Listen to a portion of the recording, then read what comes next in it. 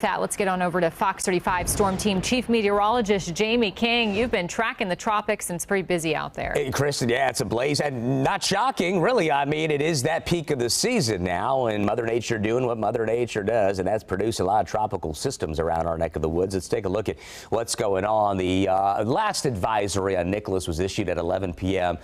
Courtesy of our partners at the National Hurricane Center. Last night they issued that, so no 5 a.m. advisory, but boy, still a definite foe on the weather maps today. You see track on this, takes it and keeps it in this general area of the deep southern states, the Gulf South, and then eventually some of that moisture from that will begin to push our way. We'll see that reflected in the local forecast by tomorrow and Friday with an uptick in tropical moisture. That means higher rain chances when it's all said and done. On our threat level scale today, 1 being marginal, 5 being rather rare and high. We're at a marginal risk today in the green shaded area. Includes parts of Florida here, the far western panhandle through Escambia County. That is Pensacola all the way out west toward coastal Louisiana and Morgan City and New Orleans up to Hattiesburg, Mississippi. Take a look at what's going on as far as the rainfall forecast. An additional 5 to 7 inches between now and early next week. Late weekend into Monday, we'll finally start to see this moisture easing as it moves out of that region, but not before leaving quite a damaging footprint in terms of a flood risk, because a lot of that area got all the moisture from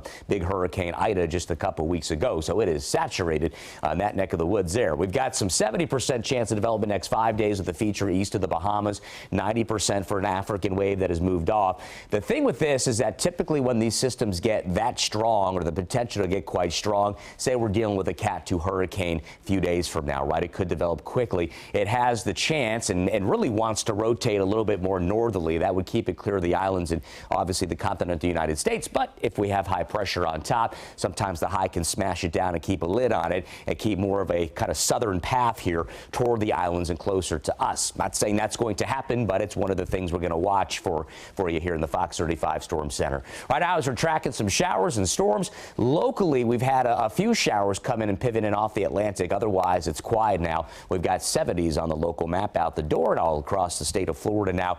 A similar scene. Warmest now, West Palm at 80. There's that tropical wave east of the Bahamas, and we're going to have this easterly wind flow now for a couple of days. That's going to import some of that moisture, also that push coming in off the Gulf from the remains of Nicholas. So rain chances start to jazz up some today. You see it here taking shape for the afternoon as we get to about 4 or 5 o'clock. You'll notice come launch time down at the Cave for the historic big rocket launch going on down at Canaveral tonight.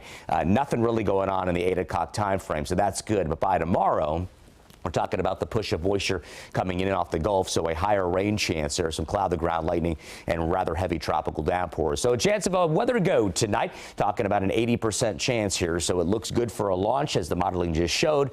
Generally clearing conditions with much of the rain situating through the gut of the state out to the west over the coming days, according to our rainfall accumulation maps. 90 at Sanford, 88 the high Gainesville, 91 at Lakeland. And star of the forecast today is Kobe, courtesy of Furman Guerley in Orlando. Look at that face there for the dog walkers today. We got the clouds increasing, the rain chance coming on up mainly after about 2 o'clock. Inland, more of a coastal type thing before 12 p.m. Our forecast by the next 7 days here, and look at it here for you, showing Thursday and Friday, 70% chance of rain, hot highs at 90 and lows in the 70s. Let's